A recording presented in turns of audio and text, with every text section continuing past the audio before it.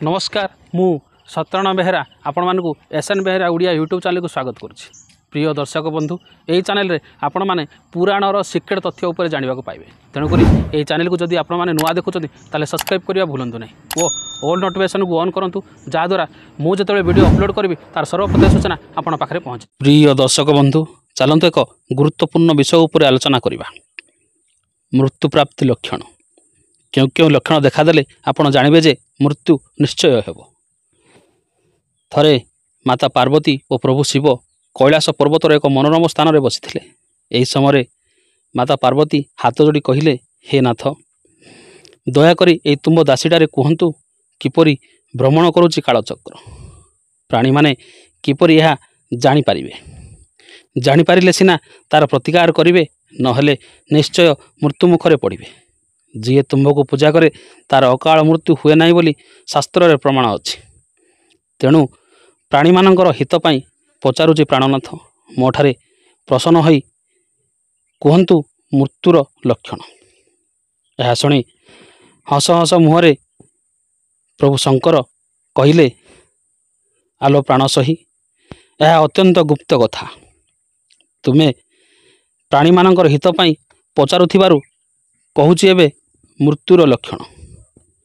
Jar कर्ण पांडुर देखा जाए एवं शरीर रे नाभिर उपरकू अधेभाग रंग देखा जाए, से प्राणी 6 मास मध्य मृत्यु निश्चय हुए।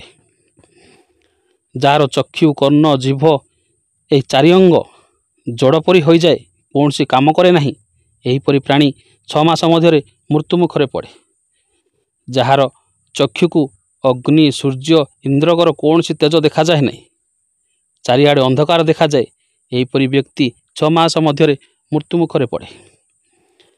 जार मुखर छवि जल घृत तैल और दर्पण रे देखा जाए नहीं, से 6 मास मध्य जमपुर को गमन करे।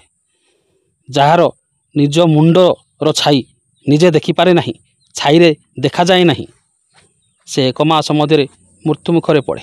जीए दीप लिभिजार गंध घ्राण करिपारे नहीं, से 6 मास मध्य मृत्युवरण करे। जहाकू राति रे इंद्रधनु देखा जाए, से 6 मास मध्य मरी जाए। जार मुंड उपरे काऊ और सागुणा घेर पकांती और राबंती, से 6 मास मध्य मृत्यु मुखरे पड़े।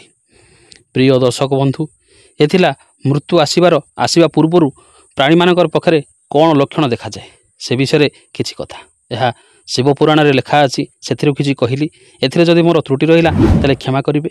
ए चैनल को जदि आपण माने नुआ देखुछन ताले सब्सक्राइब करी ओ नोटिफिकेशन को ऑन करंतु, जहाद्वारा मु अपलोड करुवा प्रत्येक वीडियोर सूचना आपण पाखरे पहुँची जिवो।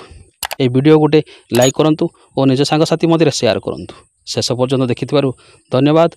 रहुची नमस्कार। ओम नमः शिवाय।